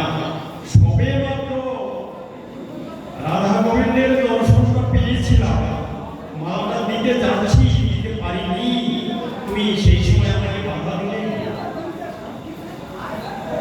খুব দুঃখ করলেন। না আর কি হবে? তিনি উঠলেন, উঠে বলছেন, ঠিক আছে, কি আছে, খাবার দাও, আমি যাই। উনি যেতে যেতে বিকাল 4টা হয়ে গেল। বিকাল 4টে বাজে, সবার কাজ শেষ, ফেয়ারওয়েলের যারা এসেছিল সবাই চলে গেছে। ওইখানে যে দপ্তরি থাকে, দপ্তর দেখাশোনা করে, ঝাঁটার দেয়, পরিষ্কার করে সব, উনি তালা লাগাচ্ছেন। যেখানে সভাটা হবে সেই ইউনিভার্সিটির ঘরে, সেই হল ঘরে, সেখানে তালা ঝুলাচ্ছেন। এই মুহূর্তে পিছনে গিয়ে দাঁড়িয়ে আছেন। উনি চিন্তা করলেন, প্রভু এসেছিলাম ঠিকই, কিন্তু এখন তো সব চলে গেছে, এখানেও কিচ্ছু করো না, ওখানেও কিচ্ছু পেলাম না। দাঁড়িয়ে চিন্তা করছে, দপ্তরি তালা লাগিয়ে পিছন ঘুরিয়ে দেখলেন রাধা বিনোদ গোস্বামী দাঁড়িয়ে আছে। দপ্তরি বলছে, স্যার আপনি আবার চলে এসেছেন, স্যার আপনি আবার চলে এসেছেন। উনি তো জানেননি, তখন বলছেন, তুমি আমাকে আমি ঠিক সময় আসতে পারিনি বলে এবারে উপবাস করা কি ঠিক? এবারে কি করবো? আমি এখনই ছেড়ে দিয়েছি, চলে যাচ্ছে, এরা সব তৈরি হয়েছে। কি করলো বলো? তুই আমাকে উপবাস করিস না, দেখ আমি আসতে পারিনি, আমি আগেই পড়েছিলাম, খেয়াল ছিল না।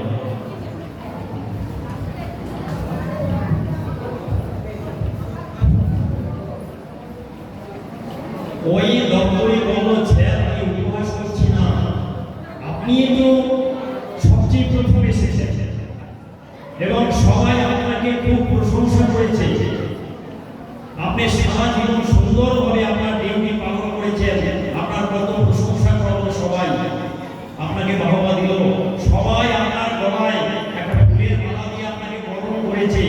যে মালাটা দিয়ে আপনাকে বরণ করেছিল, আপনি যখন বেরিয়ে যাচ্ছেন সেই মালাটা আপনি আমার গলায় পরিয়ে দিলেন। এই যে আমার গলায় মালাটা দেখছেন না, এটা তো আপনিই পরিয়ে দিলেন। রাধা বিনয় গোস্বামী চিন্তা করো, আমি একে মালা দিয়েছি, তা আমি ওখানে দেওয়ার জন্য এখানে আমার হয়ে গিয়ে এই কাজটা করে গেল। এবারে রাধা বিনয় গোস্বামী চিন্তা করলেন, ভাই ভাই আমি প্রথম জীবনে তোমাকে ডাকিনি, শেষ জীবন অর্ধেক বয়স হয়ে গেছে, এই সময় তোমাকে ডাকতে পারি না, আমার ডাকা হয় না, তাতে যদি তোমার এত কৃপা হয়, যদি প্রথম জীবনে তোমাকে ডাকতাম, কত কৃপা তুমি আমাকে করতে পারো। তা ঠিক আছে, তোমাকে তো আমি আর দেখা পাইনি, তবে আমার হয়ে তুমি যে মালা ওকে দিয়েছ, তোমার স্পর্শ ওর মধ্যে হয়েছে, ওকে স্পর্শ করে আমি আমার জীবনকে ধন্য করি। দেখুন সে গোস্বামী বংশে তার অহংকার সব পূর্ণ হয়ে গেল, সেই দপ্তরকে জড়িয়ে ধরে বলল, আর এখানে বাড়ি আচারে জড়িয়ে বলল, হরে কৃষ্ণ, জয় রাম, জয় রাম, জয় রাম।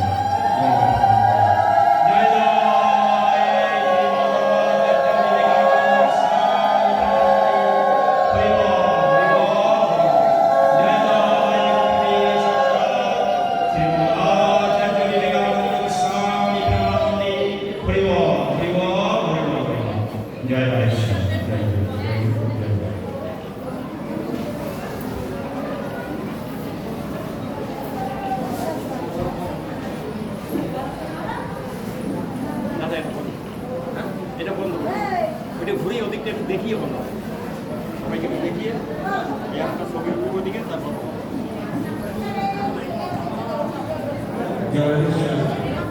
শ্রীমন আচার্য বিবেকানন্দ গোস্বামী সমাজসেবা পরিচালিত শ্রী শ্রী কৃষ্ণের হরিবোল উৎসব ২৭তম বর্ষে প্রথম দিন আজ অল্প কিছু সময়ের মধ্যে শুরু হতে চলেছে গঙ্গাপর্ব। সমস্ত মায়েদের উদ্দেশ্যে বলছি, আপনারা মন্দিরের সামনে আসন গ্রহণ